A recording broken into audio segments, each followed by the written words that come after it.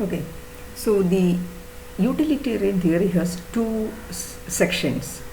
The first section is act utilitarian and second one is rule utilitarian. The act utilitarian theory, which is proposed by J.S. Mill in 18th century, it focuses on actions rather than on general rules. So an action is right if it generates most overall good for the most people involved. So the act utilitarian giving more emphasis for the act, and if it generates more good for the majority of the people, then that is treated as the right decision.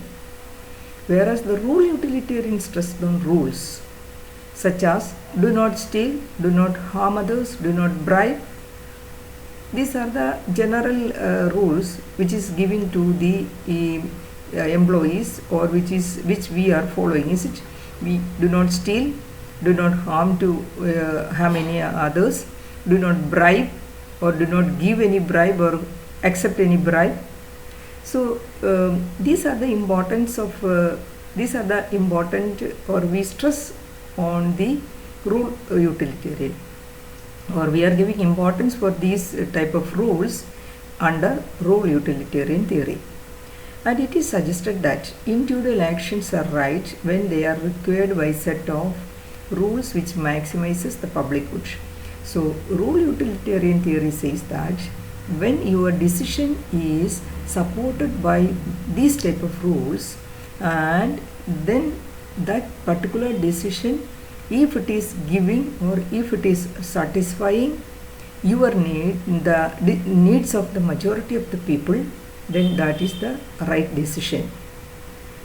That means the rule utilitarian theory is giving emphasis for rules, and then again it is considering the support or the satisfaction of the majority of the people, but it is giving emphasis for the rules. Whereas the act utilitarian theory is giving emphasis for the act, and then if that act is benefiting the majority of the people, then that decision or act is considered as the best one.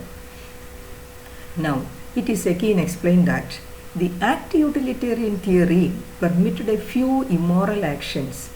Hence, there was need to develop rule utilitarian theory to establish morality and justice in the transactions. For example, stealing an old computer from the employer will benefit the employee more than the loss to the employer.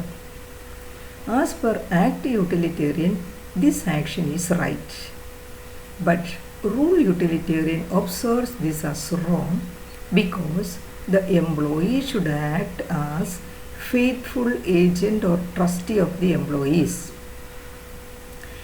In another example, some undisciplined engineers are terminated with the blame for the mistake they have committed. The process is unfair, although this results in promotion of overall good.